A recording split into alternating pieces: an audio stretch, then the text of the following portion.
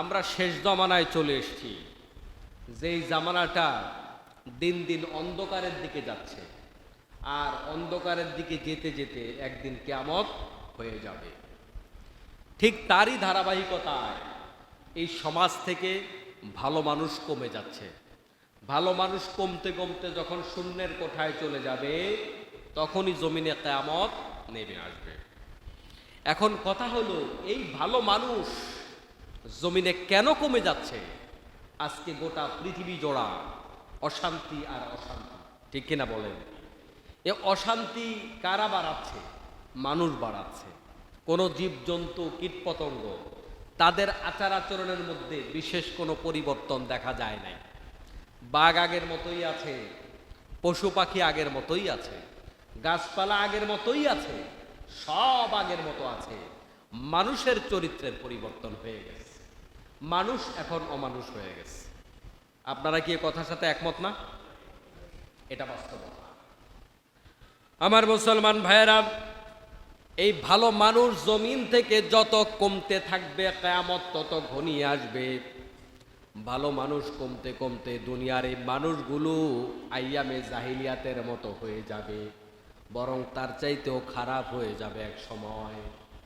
তার একটা দৃশ্য আমরা গোটা বাংলাদেশে এখন দেখতে পাচ্ছি, ঠিক কিনা বলেন?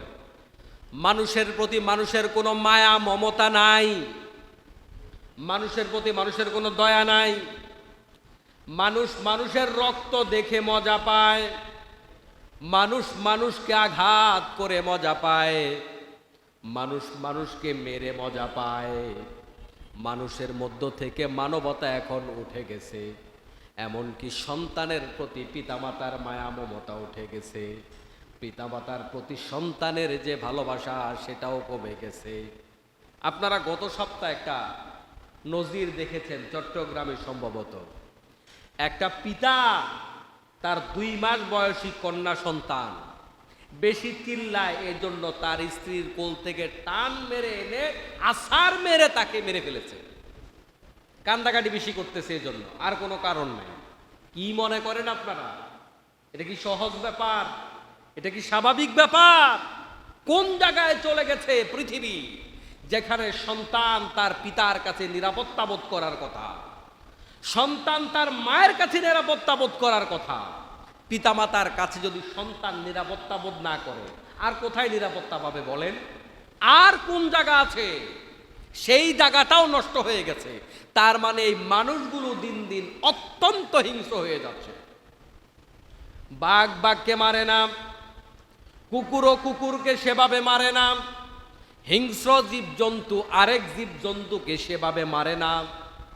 অথচ এভাবেই আজকের পৃথিবীতে মানুষ মানুষকে মারে, ঠিক না? ইসরায়েলিরা যে হামলা করছে ফিলিস্তিনের মুসলমানদের উপরে, কোনো মানবতা বলতে কিছু আছে? সন্তানদের প্রতি, শিশুদের প্রতি তাদের কোনো মায়া নাই। মানুষকে গাড়ির পিছনে দড়ি দিয়ে বেঁধে টেনে নিয়ে যাচ্ছে, কোনো মায়া নাই। মানুষ চিৎকার করে করে দুনিয়ার থেকে হারিয়ে যাচ্ছে, কোনো মায়া নাই। মায়ানমারে চোখের সামনে আমরা দেখেছি জীবন্ত মানুষকে তেল দিয়ে কেরোসিন ঢেলে গায়ের মধ্যে আগুন লাগিয়ে দিয়েছে, কোনো মায়া নাই। জীবন্ত মুসলমানদেরকে কেটে কেটে টুকরা টুকরা করেছে। একজন দুইজন নয়, হাজার হাজার মুসলমানকে ওই মায়ানমারের খুনিরা টুকরা টুকরা করেছে, কোনো মায়া নাই। ভারতে একটা গরু জবাই করার অপরাধে মুসলমান মেরে মেরে খুন করে শেষ করে দিচ্ছে। বাংলাদেশে ম্যাক্সিমাম আমরা মুসলমান।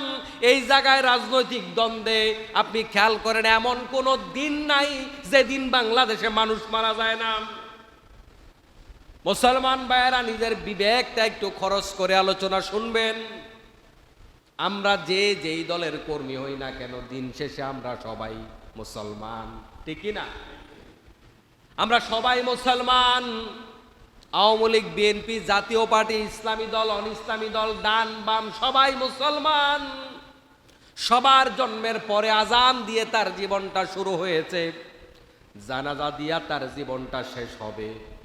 অথচ আমরা মুসলমানরা আমাদের আসল পরিচয় ভুলে গিয়ে আমরা এখন মানুষ মারতে দ্বিধাবোধ করি না। কোন ব্যক্তি যখন কোনো ব্যক্তিকে খুন করবে, কোন ব্যক্তি যখন কোন ব্যক্তিকে বিনা কারণে বিনা বিচারে খুন করবে, ফাকান্নামা কাতালান নাসা জামিআম, সে যেন গোটা পৃথিবীর সবগুলা মানুষকে খুন করলো। একজন মানুষকে খুন করার মানে হলো গোটা দুনিয়ার সব মানুষকে খুন করা। প্রিয় মুসলমান ভাইয়েরা, খুনাখুনি আমাদের সমাজে বাড়ছে না কমছে? অনেক লোক আছে কথা হজম করার মতো শক্তি নাই, খালি ভুল ধরে, আবার কইব জুমার পরে হুজুর তো আমাদের বিরুদ্ধে বলছে। না, সবার কথা বলছি, সবার কথা বলছি। আপনি ছাত্রের প্রতি শিক্ষকের মায়া নাই, শিক্ষকের প্রতি ছাত্রের মায়া নাই, শিক্ষক ছাত্রকে পিটায়া মেরে ফেলতেছে, এমন ঘটনাও বাংলাদেশে অনেক ঘটেছে। সন্তান পিতামাতাকে পিটায়, পিতামাতাকে পিটায়া ঘর থেকে বের করে দেয়। এই জাতীয় ঘটনা এখন অহরহ। দুনিয়াটা অশান্ত হয়ে গেছে। শিক্ষককে ছাত্র বাইন্দা পিটায়। গত একটা সপ্তাহ বাংলাদেশে ছাত্র সংগঠনগুলোর মধ্যে মারামারি চলতেছে, অথচ এরাই 2 দিন আগে সবাই বন্ধু ছিল, স্বৈরাচারের বিরুদ্ধে তারা আন্দোলন করছে। এখন তারা নিজেরা মারামারি করে ছোটখাটো কিছু বিষয় নিয়ে, আছে না নাই? সবাই ভুলে গেছে আমি যে মুসলমান, আমার পরিচয় মুসলমান, আমার প্রতিটা কথার জন্য জবাব দেয়া লাগবে। মিডিয়ার সামনে আইসা মিথ্যা কথা বলে। এই যে অবস্থাটা, আমাদের বাংলাদেশে যারা সমাজ চালায়, যত বড় নেতা তত বড় মিথ্যাবাদী। মিথ্যা কথা দিয়ে আমাদের দিনটা শুরু হয়, মিথ্যা কথা দিয়ে আমাদের দিনটা শেষ হয়। মানবতা নাই কোথাও, মায়া মহাব্বত হায়া সম্মান সব কমে গেছে। শুধু আমার ক্ষমতা লাগবে, শুধু আমার টাকা লাগবে, শুধু আমার পয়সা লাগবে, শুধু আমার চাল লাগবে। কত মানুষের জন্য খুন করা লাগে, কত মানুষকে আঘাত দেয়া লাগে, কত মানুষের রিজিকের মধ্যে রিজিকে আঘাত দেয়া লাগে, সব করতে রাজি আছে। মানে মানুষগুলো দেখতে এখন মানুষের মতো, কিন্তু মানুষ আর মানুষ নাই, ঠিক কি না? এই অবস্থাটা একদিনে সৃষ্টি হয়নি, পর্যায়ক্রমে হয়েছে। ও মুসলমান ভাইয়েরা, আমরা দুনিয়াতে এসেছি কারো না কারো উদর থেকে এসেছি। কোনো না কোনো বাবা আমাদেরকে দুনিয়ায় আসার জন্য, আমাদেরকে বাবার পিতৃত্বে মানে পিতৃত্ব গ্রহণ করে কোনো না কোনো বাবা আমাদেরকে দুনিয়ার মুখ দেখিয়েছেন। আজকালকে এই মানুষ খারাপ হওয়ার জন্য বড় কারণ যেটা আমি মনে করি, সেটা হলো আমাদেরকে যারা দুনিয়ার মুখ দেখাইছে ওই পিতা মাতাগুলো এখন আর ভালো নাই। কোম্পানি যেমন প্রোডাকশন তেমন হবে, এটা মনে রাখতে হবে। কোম্পানি খারাপ, মেশিন খারাপ, প্রোডাকশন ভালো, আপনি এটা আশা করতে পারেন। মেশিন নষ্ট, সেখান থেকে ভালো কাপড় হবে আশা করতে পারেন।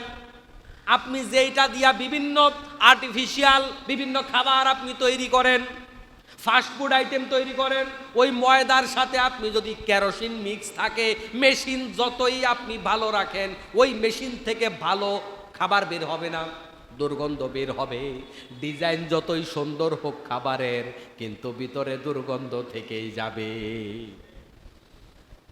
আমি মনে করছি আজকে ভালো পিতা মাতা আজকে সমাজ থেকে কমে গেছে, এজন্য ভালো সন্তান হয় না।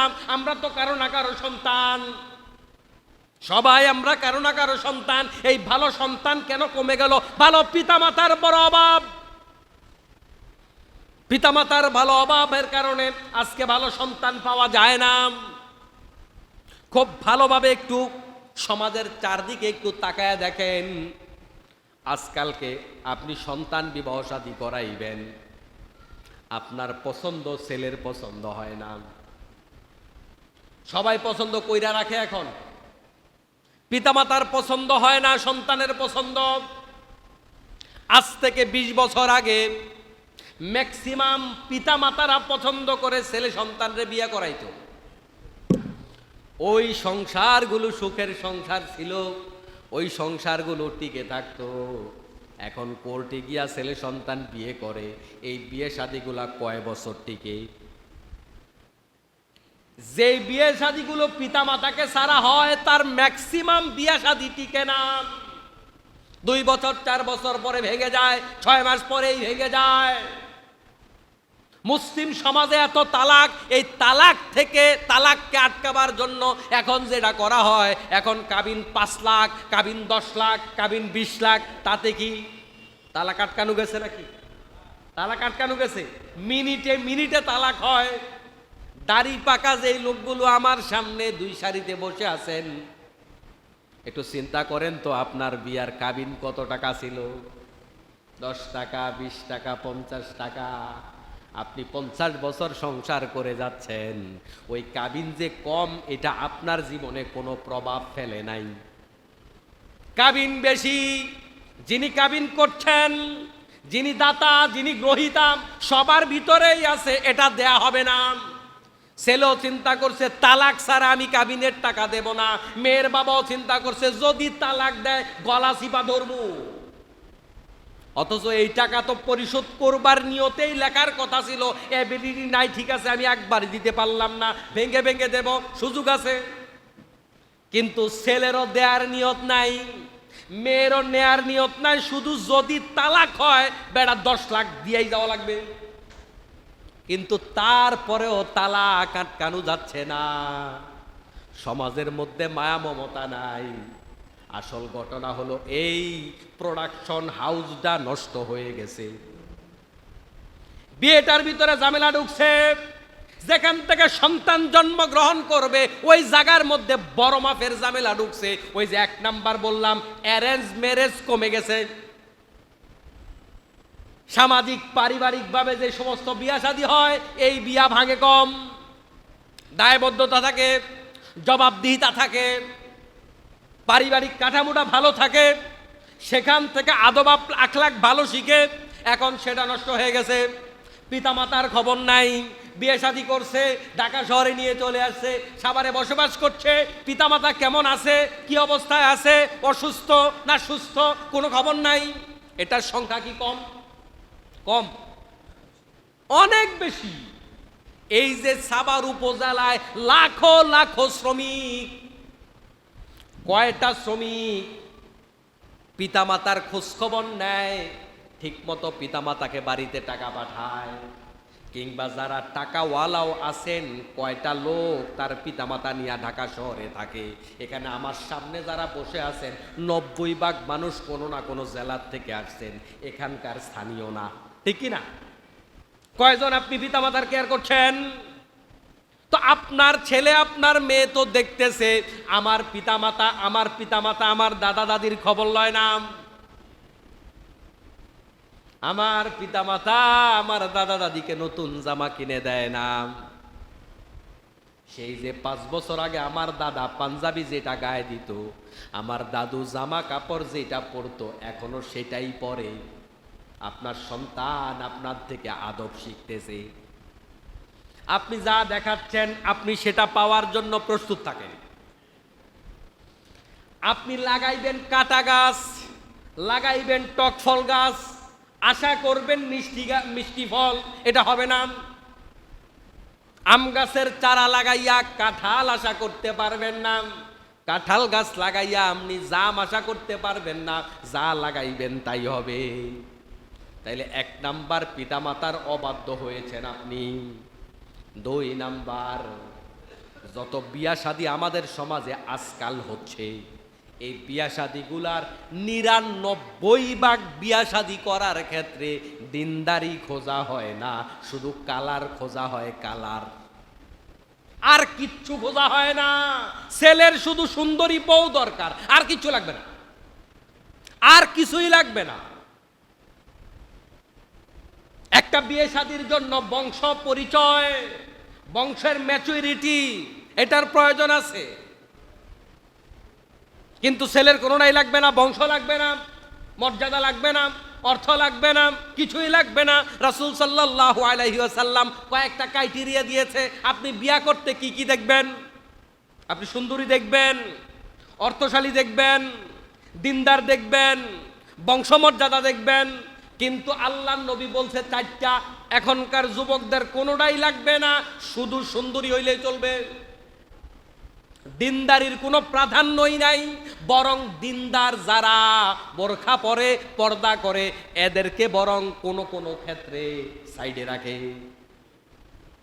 ও মুসলমান ভাইয়েরা, আমি আগের জুমাগুলাতে একটা সূত্র বলেছি, দিনের কোনো ফরজ বিধান যদি না মানেন আপনি কাফের হবেন না, কবিরা গুনাহগার হবেন, ফাসেক হবেন। দিনের কোনো নফল বিধান যদি আপনি আমল না করেন, সুন্নত বিধান যদি আপনি আমল না করেন, গুনাহগার হবেন না। কিন্তু দিনের যে কোনো মুস্তাহাব ব্যাপারকেও যদি আপনি অবজ্ঞা করেন, সাথে সাথে আপনি কাফের হয়ে যাবেন। ফরজ ছাড়লেও কাফের হয় না, কিন্তু মুস্তাহাবকেও যদি অবজ্ঞা করেন, অবহেলা করেন, অবমূল্যায়ন করেন, সাথে সাথে ঈমান চলে যাবে। কালিমা পড়ে মুসলমান হওয়া লাগবে। বিয়াতা হইলে আপনার বউ তালাক হয়ে যাবে। ঈমান চলে গেলে আর বউ থাকে না। কথা বুঝেন? এটা অনেকে জানে না। আমরা যে কুফরি করতেছি, আবার বউ লইয়া সংসার করতেছি। আপনার ঈমান চলে গেলে ঘরের বউ আর থাকে না, কাফেরের সাথে মুসলমানের বিয়া হয় না।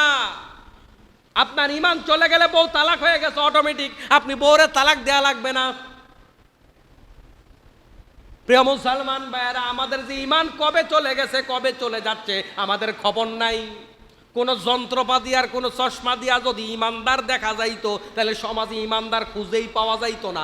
এক জায়গায় দিন মানি, আরেক জায়গায় দিন মানি নাম। সমাজের ম্যাক্সিমাম মানুষ এমন যারা সব জায়গায় দিন চায় না।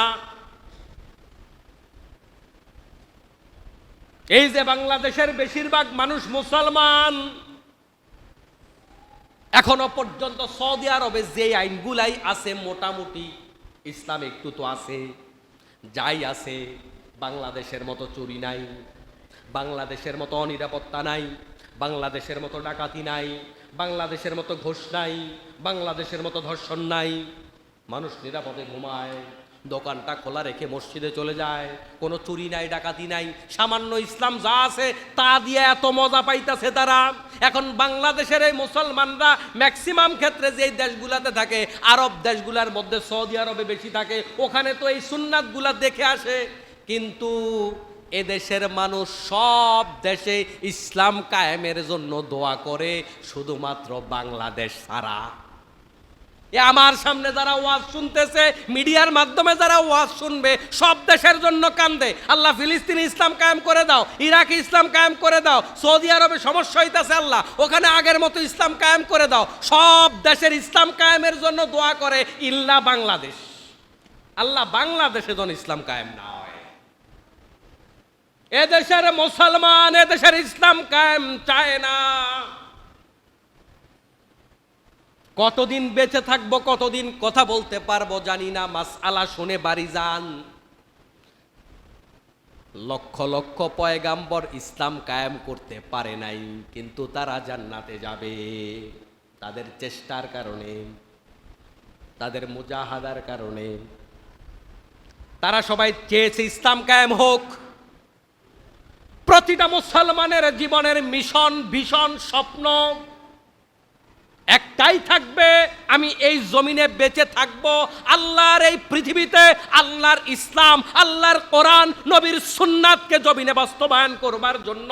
এটা আমার জন্মের উদ্দেশ্য, এটা আমার বেঁচে থাকার উদ্দেশ্য, এটা আমার মরে যাওয়ার উদ্দেশ্য। এটার জন্যই বেঁচে থাকবো, এটার জন্যই মরে যাব। কিন্তু আপনার জীবনে এটা উদ্দেশ্য নাই। যেই মাসআলাটা বলতে চাইলাম সেটা হলো, যেই মুসলমান নামাজ পড়ে, রোজা রাখে, হজ করে, যাকাত দেয়, কিন্তু যাকাত ভিত্তিক অর্থনীতি হোক এটা চায় না। চোরের হাত কাটার বিধান বাংলাদেশে আসুক এটা চায় না। দুর্নীতির বিচার বাংলাদেশে হোক এটা চায় না। আল্লাহর কোরআন দেয়া বিচার হোক এটা চায় না। আল্লাহর কোরআনের সমাজ হোক এটা চায় না। যে চায় না, সাথে সাথে ওই ব্যক্তি কাফের, কাফের, কাফের। আমার কথা লাইভে যাচ্ছে, রেকর্ড হচ্ছে। আপনি আরো বড় মুফতির কাছে যান, ফতোয়া ঠিক আছে কিনা মিলায় নিয়েন। আমি আপনি ইসলাম কদ্দুর মানতেছি আর কদ্দুর মানতে পারবো এটা আমি জানি না, কিন্তু আমার চেষ্টা আছে, আমার পরিকল্পনা আছে, আমার তদবির আছে, আমার আশা আছে আল্লাহ বাংলাদেশে যদি নবীর দেশের মতো ইসলামটা কায়েম হইতো, যদি দরজাটা খুলে ঘুমাইতে পারতাম, যদি আমার ছেলে মেয়েগুলাকে একটা নিরাপদ বাংলাদেশ দিতে পারতাম, যদি নবীর দেশের মতো বিচার হতো, এ দেশটা না কত সুন্দর হতো। এই অন্তরে কল্পনা আছে, আশা আছে, ভরসা আছে, চিন্তা আছে, কিন্তু আপনার নাই। মনে মনে আপনি চান না, যে কারণে আপনার সামনে অপশন যদি দুইটা দেয়া হয় যে আপনি দুইটা লোকের কোন লোকটাকে বেছে নেবেন, একজন আলেম 50,000 বেতন পায় আর একজন গায়রে আলেম 60,000 বেতন পায়, নেতা হিসাবে আপনি কাকে বেছে নেবেন? মেয়ে বিয়ে দেওয়ার জন্য কাকে বেছে নেবেন? বন্ধু হিসাবে কাকে বেছে নেবেন? দুইজন থেকে যখনই আপনি ইসলাম ফালাই অন্য কাউকে বেছে নেবেন, এর দ্বারা আপনার ঈমান আঘাতপ্রাপ্ত হয়। অথচ আমরা ম্যাক্সিমাম জায়গায় আলেম ওলামাকে প্রাধান্য দিতে রাজি না। হুজুরকে হাদিয়া দেব, সম্মান করব, যাই করব সবটা মসজিদে, মসজিদের বাহিরে হুজুরে আর বড় চেয়ার দিতে রাজি না, ঠিক না? এ কারণে বলছি প্রিয় মুসলমান ভাইরা, আমার ঈমান সমস্যা। আলোচনার বিষয় ছিল ভালো মানুষ কেন কমে যাচ্ছে। তো ভালো মানুষ তো কমবেই। আপনি তো বিয়ে করার সময় ভালো মানুষ খোঁজেন নাই। ভালো মানুষ তো এখনকার যুবক খোঁজে না, খুঁজছেন খালি সুন্দরী, ঠিক না? ভালো মানুষ ছাড়া ভালো সন্তান হয় না। Exceptional is not example. Ibrahim আলাইহিসসালামের বাবা মূর্তি পূজক ছিলেন, তিনি নবী হইছেন। ওইটা দিয়ে আপনি উদাহরণ দিতে পারবেন না। সব কাফেরের ঘরে নবী হয় নাই, সব মূর্তি পূজকের ঘরে নবী হয় নাই। সব লোক রুটি বেইলা কবি নজরুল হয় না। ব্যতিক্রমতা দিয়া উদাহরণ দেয়া যায় না। পিতামাতা ভালো হবে, সন্তান ভালো হবে, এটা স্বাভাবিক। যে কারণে আপনি এখন পর্যন্ত বাংলাদেশে আপনি খুঁজেন কয়জন আলেমের সন্তান মাদকাসক্ত পার্সেন্টেজ করেন? একজন মাদ্রাসা থেকে কামিল পাস, তার সন্তান কওমি মাদ্রাসা থেকে কিংবা আলিয়া মাদ্রাসা থেকে দাওরায়ে হাদিস করেছে কিংবা কামিল করেছে, তার সন্তান ঠিক বিপরীত বাসে সাভার বিশ্ববিদ্যালয় কলেজ থেকে মাস্টার্স পাস করেছে, তার সন্তান। পার্সেন্টেজ করেন আপনি। পার্সেন্টেজ করলে দেখবেন যারা মাদ্রাসায় পড়ুয়া আলেম ওলামা তাদের সন্তান মাদকাসক্ত এটা কম। নাই এমন না। আমি আমার অনেক আলোচনা একটা কথা বলেছি, আমাদের সমাজে ভালো এবং মন্দের যে ধারণা, এক্ষেত্রে একটা ধারণা এরকম, ভালো মানে ফেরেশতা, খারাপ মানে শয়তান। এই ধারণা থেকে বের হয়ে আসতে হবে। এখানে ফেরেশতার মতো ভালো কেউ নাই, আবার একেবারে শয়তানের মতো খারাপ এমনও খুব বেশি একটা নাই। কারণ আমাদের ভিতরে কিছু সওয়াবও আছে, কিছু গুনাহও আছে। এখন আমি ভালো কাকে বলবো? যার বেশিরভাগ কর্মকাণ্ড ভালো তাকে আমি ভালো বলবো, যার বেশিরভাগ কর্মকাণ্ড খারাপ তাকে আমি খারাপ বলবো। কিন্তু আমাদের সামাজিক মূল্যায়নে আমি দেখেছি, যখন অনলাইন ভিত্তিক এখন ঝগড়া হয় অনলাইনে, নির্বাচন হয় অনলাইনে, আকাম কুকাম ভালো কাম সব অপপ্রচার প্রচার সবটাই অনলাইনে হয়। তো এই ক্ষেত্রে ভালোর মানদণ্ড কি? আর হুজুররা আর কোন জায়গার ভালো? অমক মাদ্রাসায় হুজুররা অঘটন ঘটায়া দিছে, এটা হলো এক্সাম্পল। তাইলে বাংলাদেশের সব হুজুর খারাপ, তাই তো? এরকম অঘটন স্কুল ঘটে নাই, কলেজে ঘটে নাই। তাহলে আমাদের ভালো মানে ফেরেশতার মতো ভালো হইতে হবে, আর খারাপ মানে একটা খারাপ পাইলে সব খারাপ না, এটা নয়। আমরা যেহেতু কেউ নবী নয়, আমরা যেহেতু কেউ রাসূল নয়, তাইলে ইমাম মুয়াজ্জিন খতিব থেকে শুরু করে ভুলমুক্ত গুনাহমুক্ত একজনও নাই। প্রধানমন্ত্রী থেকে শুরু করে একেবারে ল ক্লাস পর্যন্ত একজনও ভুলমুক্ত নাই। তো আমরা এখানে কি দিয়ে ভালো মন্দের যাচাই করব? আপনি ভালো মন্দের যাচাই করবেন একজন লোকের বেশিরভাগ দিক যখন ভালো হবে সে ভালো। আপনি সংসার কেমনে করবেন? আপনার স্ত্রীর দোষ আছে না? আপনার যখন স্ত্রীর দোষ দেখবেন, দোষের সাথে মিলিয়ে দেখবেন তার কতটা গুণ আছে। ওই গুণগুলাকে সামনে রেখেই আপনাকে সংসার করতে হবে, এটাই হলো নিয়ম। প্রিয় মুসলমান ভাইরা, বলছিলাম তাহলে আমরা সংসার জীবনের শুরুটা যেখানে, এটা আজকে ভাইরাস ক্যান্সার মারাত্মক অবস্থা ধারণ করেছে। বিবাহ শাদীগুলাতে দিন নাই। আপনি গোটা সাভার উপজেলা খুঁজে দিন মেনে বিবাহ শাদী হয়েছে। এরকম কয়টা বিবাহ আপনি খুঁজে পাবেন? কয়টা পাবেন? আপনি খুঁজে পাবেন না। আমি অনেক আলেম ওলামা, হয়তো বড় আলেম না, মোটামুটি রকমের অনেক দিনই পরিবারেও দেখেছি বিবাহ শাদীতে দিন মানে না, অন্য জায়গায় দিন মানে। বেয়াই বেআইনের সাথে খুব ভালো সম্পর্ক, খুব আড্ডা মারামারি, বেআইনের সাথে বসে বসে আড্ডা মারা বেপরদা জায়েজ আছে নাকি?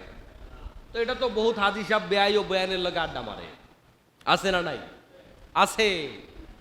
আপনারা এরকম শক্ত কোমরওয়ালা কয়জন আছেন যে আমার ছেলে বিয়ে করবে, সামাজিকতা আমি দেখব, আত্মীয়তা আমি দেখব, তার সাথে আমার লেনদেন কাজ কারবার সবটা আমি দেখব, কিন্তু মেয়ে দেখবে কেবল আমার ছেলে, আমি দেখব না? এরকম কয়জন পারছেন দেখি? পারেন নাই, পারেন নাই। আপনারা কারো না কারো দুলাভাই, স্বাস্থ্য দুলাভাই হইলেও দুলাভাই, ম্যাক্সিমামই আপনারা দুলাভাই, কারো না কারো দুলাভাই না আপনারা। ভাই সাব কেমন এক এক এলাকায় এক এক নামে ডাকি, ম্যাক্সিমাম ভাই সাব দুলাভাই আমরা বেশরম নির্লজ্জ। বিকজ আমার শালার বউ আমি দেখবো না তো কে দেখবে? শালার বউ দেখা যায় যাচ্ছে নাকি? আরে শালার বউ হওয়ার আগে তো, পরেও জায়েজ নাই, আগে কি জায়েজ আছে নাকি? শালার বউ আমি না দেখলে বিয়েই হবে না, ওই বিয়েতে আমি যাব না। এরকম বেশরম আমার সামনে নাই। হুজুর এত শক্ত শব্দ কইলেন, তারপরেও যদি আপনি হেদায়েত হন না, কথা বুঝেন নাই? এত শক্ত কইলাম, তারপরেও যদি আপনার লজ্জা হয়, তাহলে সমাজের কাঠামোটা এমন ভাবে গড়েছে, আমি চাইলেও অপরাধ থেকে ফিরে থাকতে পারি না। কারণ শ্বশুর চিন্তা করবে আমার মেয়ে তার ঘরে আছে, ভাই চিন্তা করবে আমার বোন তার ঘরে আছে, এখন আমি তারে না দেখাইলে আমার বোন তো ঘরে আসবে। এখন ইসলামটা মানার বুদ্ধিটা কোথায়? ইসলাম মানার বুদ্ধি নাই আপনার আমার মতো বেশরম লোকের কারণে। আলোচনা শুধু এক কান দিয়া ঢুকাইয়া আর এক কান দিয়া বের করবেন না, সিদ্ধান্ত নেবেন এই বেশরম কাম আমি করব না। জীবনের সূচনা কিন্তু বিয়া, মনে রাখবেন। এই দাম্পত্য সম্পর্ক, পরিবারের সূচনা, এখান থেকে সন্তানের উৎপাদন। তাহলে সন্তান ভালো হলে প্রজন্ম ভালো হবে। ওই সন্তান উৎপাদনের যে সূচনাটা, সেখানে মিথ্যা দিয়া শুরু। আপনি শিওর ওয়াদা করেছেন আমি কাবিননামার টাকা দেব না যদি বিপদে না পড়ি। ম্যাক্সিমাম 99% লোক এই নিয়ত করে বসে আছে। আমার সাথে এই সাভারে আমি দীর্ঘদিন, এক যুগের বেশি, আমার সাথে বহু লোকের, হাজারো লোকের সম্পর্ক। বিশেষ করে যমুনার উত্তর পারে যারা আছে, আমার অগণিত ভক্ত, হাজারো ভক্ত আছে। এই যুবকগুলো যৌতুক নেবে না। আমার কাছে গত সপ্তাহে 2-3 জন একেবারে বিয়ের উপযুক্ত দেখা হইলো, বললাম বিয়া করবা কবে? ইনশাআল্লাহ হুজুর এই বছরে করবো। আমার দাওয়াত দিতে কিন্তু ভুল করবা না, বিয়ার ডেট একসাথে দিবা, তাহলে তোমাদের এলাকায় গিয়া সবার বিয়ে একসাথে খাইয়ে আসবো। আমি একটু মজা করলাম। বলে হুজুর একটা মাসআলা। কি মাসআলা? কয় আমরা তো যৌতুক নিতে রাজি না, কিন্তু আমাদের বাপেরা যৌতুক ছাড়া বিয়া করাবে না। আমাদের বাপেরা যৌতুক ছাড়া বিয়া করাবে না। এটা নদীর দক্ষিণ পার পূর্ব পারে কমে গেছে অনেকটাই, কিন্তু যমুনার উত্তর পারে গেলেই গড়ে যৌতুক। এই হারাম কুকুরের পায়খানা খাবেন না। ওয়াদা করতে পারবেন তো? ইনশাল্লাহ। আসতে হয়েছে ইনশাল্লাহ, খাওয়ার নিয়ত আছে তো। জুমার নামাজ পড়ে কি করবেন আপনি পরের হক খাইলে? বলেন ইনশাল্লাহ। যারা ছোট আছে তারাও ইনশাল্লাহ কইলে সমস্যা নাই, কারণ এরাও তো কয়দিন পরে বাবা হবে, অসুবিধা নাই। এই কুকুরের পায়খানা, শুকুরের পায়খানা নামক যৌতুকের মতো নিকৃষ্ট হারাম জিনিস আপনি আপনার সন্তানের জন্য গ্রহণ করবেন না। একটু উল্টান না, ব্যাপারটা একটু উল্টান। হাদিয়া নেওয়াও সুন্নাত, দেওয়াও সুন্নাত। মেয়ের বাবা আপনারে হাদিয়া দিবে, আপনি একটু হাদিয়া দেন, আলোচনার পরে কথা বলবেন। মেয়ের বাবা আপনাকে হাদিয়া দিবে, কেমন? আপনি একটু বেয়ারে হাদিয়া দেন না। আপনি ছেলের বাপ ধরেন টাকাওয়ালা, আপনি একটু হাদিয়া দিলে কোনো অসুবিধা আছে? হাদিয়া কি দেয়? খাট পালং দেয় না? বড় বড় 41 ইঞ্চি টেলিভিশন দেয়, ফ্রিজ দেয়, এসি দেয়, অনেক বড় বড় জিনিস দেয়। তো আপনি মনে করলেন যে আমার ব্যয় অনেক ভদ্রলোক মানুষ, কিন্তু টাকা পয়সা আমার মতো না, আমি আমার ব্যয়কে একটা জিনিস হাদিয়া দেব, গুনাহ টুনা হবে নাকি? গুনাহ হবে? আপনি দেন না। এখানে তো বহু বাড়িওয়ালা এরকম আছেন যে মেয়ের শ্বশুরকে হাদিয়া দেওয়ার মতো এবিলিটি রাখেন, আপনি দেন না। একটু নতুন ধারা চালু করেন না আপনি। আপনি খাইতে বসে আছেন কেন ভাই? আবার দেখবেন বিয়ে শাদিতে সামনে মোটামুটি একখান টেবিল দিয়া বসবে, আর দেইখা দেইখা বড় লোক দাওয়াত দিবে, গরিব আত্মীয় স্বজন দাওয়াত দেয় না। আর দাওয়াত দিলেও গরিব আত্মীয় স্বজন আসতে চায় না, কারণ ওনারা বড় লোক। 500 টাকার হাদিয়া দিলে তো সেখানে টেবিলে খারাপ দেখা যায়, অন্তত 1000 টাকা দেয়া লাগবে, অন্তত 2000 টাকা দেয়া লাগবে। বড় লোক আত্মীয় দাওয়াত দিছে, জামুটা কেমনে? কারণ সে জানে আপনি সাদাবাজি করার জন্য বৈশা রইছেন।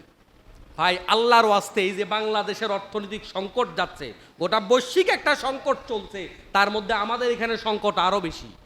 আপনি দাওয়াত দিতে না পারলে আল্লাহর ওয়াস্তে দাওয়াত দিয়েন না। দাওয়াত দিয়া মানুষের গলা চিপা ধইরেন না। আপনি যে মনে করছেন আপনার আত্মীয়, আপনার বোন, আপনার ফুফু, আপনার খালা খালু আইসা আপনারা দেখে হাসি দিছে, এই হাসি হাসি না, এই সেগাইয়া ভেগাইয়া হাসিটা দিছে অনেক কষ্টে, এটা অন্তর থেকে আসে নাই। কারণ তার অনেক কষ্ট হইছে দাওয়াতটা খাইতে। বুঝেন কথা? কি ভুল বললাম নাকি? হ্যাঁ, আজকের আলোচনা তো একেবারে ঘায়ের মাঝখানে লবণের সেটার মতো লাগছে, কারণ আমরা সবাই এই রোগের রোগী। প্রিয় মুসলমান ভাই, এই জায়গাটা ভালো করতে না পারলে ভালো মানুষ তৈরি হবে না।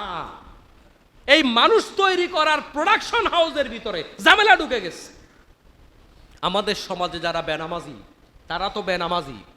প্রিয় যুব সমাজ, আমরা আমাদের বিপদের দিনে, বিশেষ দিনে, পরীক্ষার দিনে আমরা একটু বেশি ইবাদত করি না? করি কিনা? দেখবেন এসএসসি পরীক্ষা, ইন্টার পরীক্ষা শুরু হইলে পোলাপানে মসজিদে ঢুকে তাড়াতাড়ি, কেন? পরীক্ষাটা যেন ভালো হয়। ঠিক নি? এটা ভালো কাজ, খারাপ না, এটা ভালো কালচার। তাইলে আল্লাহর কাছে সাহায্য চাইতে তুমি মসজিদে আসছো, ভালো কাজ। তাহলে বিবাহ শাদীর মতো জীবনের সিদ্ধান্ত, একটা বউ যদি মোটামুটি মমতাজের মতো পড়তে পারে, তাহলে জীবন তেজপাতা না?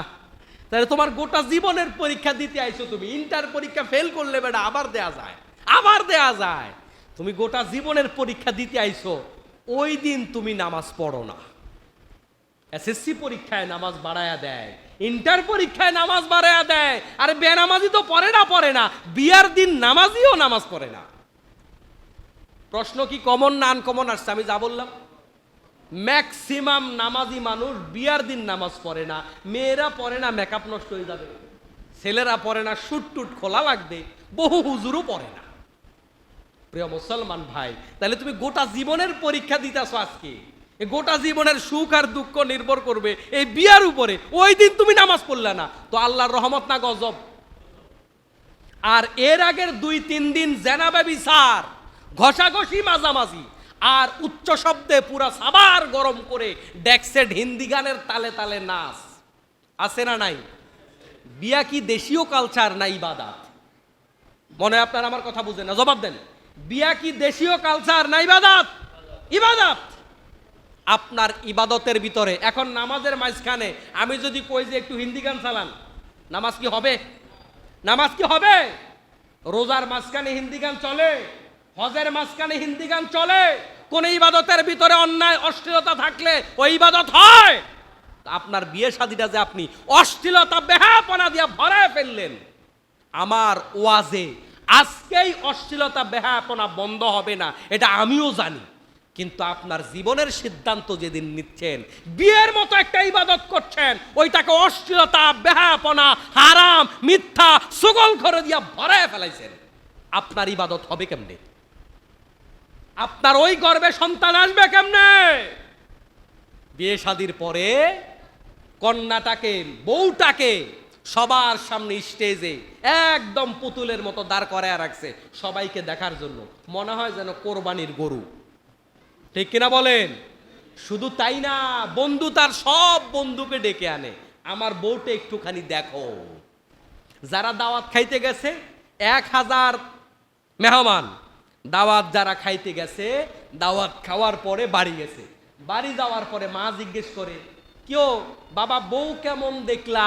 ভাবি জিজ্ঞেস করে, ভাইজান বউটা কেমন দেখলা? কয় বউ তো দেখি নাই। তো বউটাই দেখলা না, তো কি দাওয়াত খাইলা?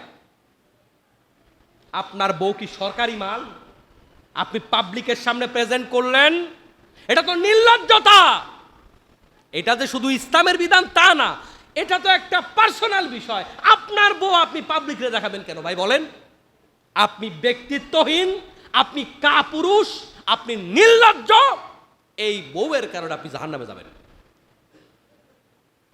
আমি আজকে কিছু শক্ত শব্দ চয়ন করেছি, এগুলা যদি আপনার গায়ে একটু লাগে, আপনার গায়ে যদি একটু জিদ ওঠে, অন্তত জিদের কারণে অন্তত এই ব্যাপারগুলো আজকের থেকে নিজের জন্য হারাম করে নেবেন। এগুলা না করলে পরে আমরা ভালো সন্তান আশা করতে পারবো না। ভালো সন্তানকে ছোটকাল থেকে প্র্যাকটিস করে করে ভালো বানাতে হবে। এজন্য সবচেয়ে বড় প্র্যাকটিস হলো এই, আপনি আপনার বাবার সাথে কত ভালো আচরণ করছেন। আপনি আপনার বাবা মাকে ফেলে ভালো খাবার খাচ্ছেন কিনা। আপনি আপনার পিতামাতাকে, অনেক সময় আমাদের সমাজে দেখা যায়, দেখবেন ছেলে পেলে আছে 5-6 জন। এমনও হয় এই ঘরে বুড়া মানুষ তো সিরিয়াল যে কোন ঘরে সেটা ভুলে গেছে।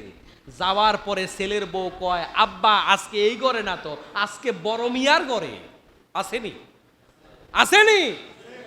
আপনার বাবা যে আপনাকে জন্ম দিয়েছে, আপনারা 5 জন সন্তান, আপনার বাবা তো 5 জনকে একাই মানুষ করেছে। আপনি এখন কেমনে বলেন আজকে বড় মিয়ার ঘরে খাবার? বলেনটা কেমনে? আপনার কপাল দুনিয়াতেও পুড়েছে, আপনার কপাল আখিরাতেও পুড়েছে। এই সন্তান কখনো জান্নাতে যাবে না, কোনো সম্ভাবনা নাই। হুমা জান্নাতু কাওয়ানা, এই বেয়াদব জান্নাতে যাবে না।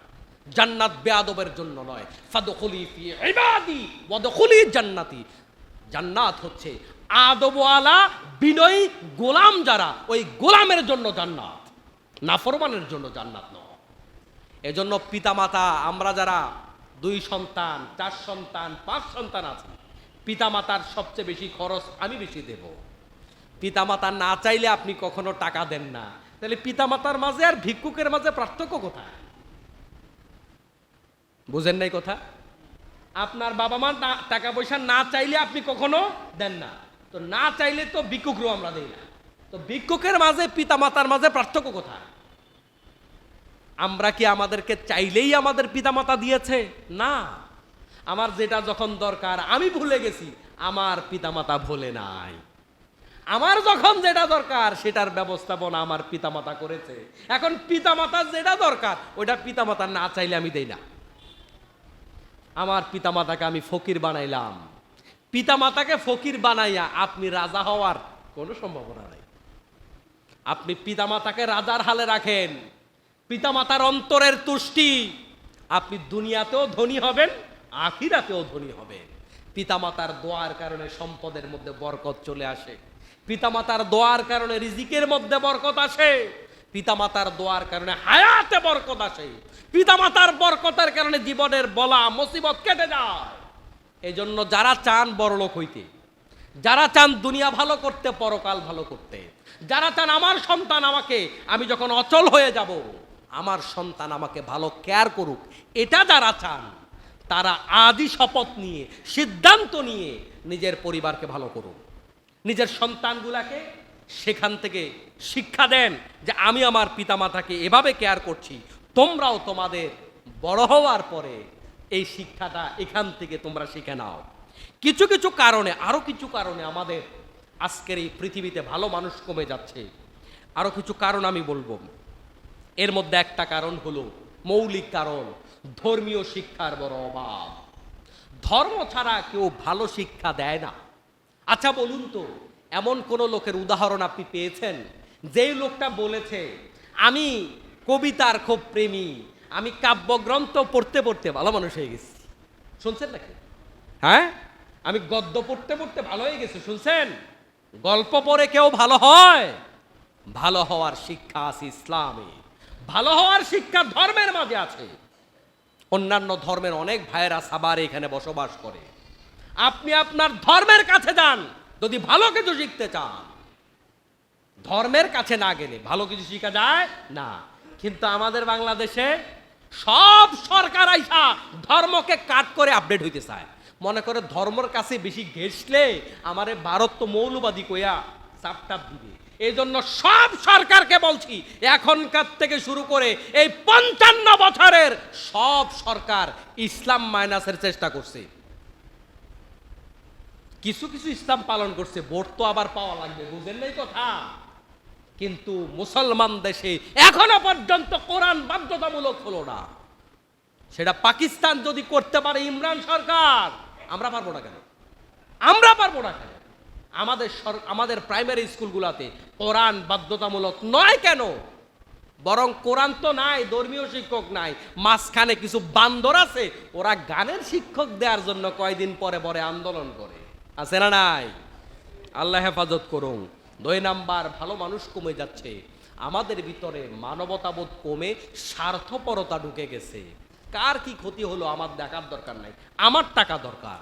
এই জায়গা থেকে মুসলমান বের হয়ে আসা দরকার। এটা মুসলমানের স্বভাব নয়। মুসলমানের প্রকৃত স্বভাব হলো আমি আমার থেকে আমার ভাইকে বেশি প্রাধান্য দেব, আমি আমার থেকে আমার ভাইকে বেশি প্রাধান্য দেব। কোরআনুল কারীমটা পৃষ্ঠাটা উল্টান, সূরা ফাতিহা হলো ভূমিকা, ভূমিকার পরে যেখান থেকে আলোচনার শুরু, আল্লাযীনা ইউমিনুনা বিল গায়বি ওয়া ইয়ুকিমুনাস সালাতা ওয়া মিম্মা রাযাকনাহুম ইউনফিকুন। মুমিন তো তারা যারা তাদের খাবারের একটা অংশ আরেকজনকে দিয়া দেয়। কিসের এক অংশ? খাবারের। ওয়া মিম্মা রাযাকনাহুম ইউনফিকুন মানে তার রিজিক থেকে সে আরেকজনকে দিয়া দেয়। তার মানে আমার কাছে 1 প্লেট খাবারই আছে, আমারও 1 প্লেট দরকার, কিন্তু আমার প্লেট থেকেই আমি আমার পাশের ভাইকে দিয়ে দেব। ওই কোরআনুল কারীমের প্রথম পৃষ্ঠায় আল্লাহ পাক মানবতার শিক্ষা দিলেন। আর ওই মুসলমান আজকে সবচাইতে বড় সেলফিশ। এই স্বার্থপর কখনো মুমিন হতে পারে না। অর্থের লোভ, এটা আমাদের ভিতরে বেড়ে গেছে। তারপরে খারাপ সঙ্গের কারণে খারাপ মানুষ তৈরি হয়।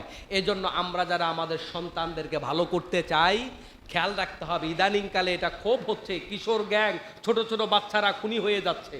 আমাদের সন্তানগুলো কার সাথে মিশে এটা খেয়াল রাখতে হবে। সোশ্যাল মিডিয়ার কারণে আমাদের প্রজন্ম নষ্ট হচ্ছে। এই জন্য বাচ্চাদেরকে সোশ্যাল মিডিয়া থেকে দূরে রাখতে হবে।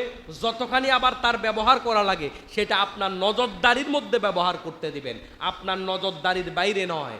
আপনার বাচ্চা 5টা, তাদের কম্পিউটার শিখা লাগে, কম্পিউটার আপনি ড্রয়িং রুমে রাখেন, আপনি তাকে 1 রুমে ল্যাপটপ দিয়ে আলাদা সুযোগ করে দেবেন না।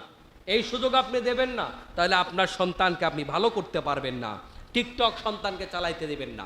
টিকটক এক মারাত্মক ক্যান্সারের নাম। এই টিকটকের কারণে আমাদের যুব সমাজ, আমাদের অনেক মেয়েরা আত্মহত্যা পর্যন্ত করে, আত্মহত্যা পর্যন্ত করে।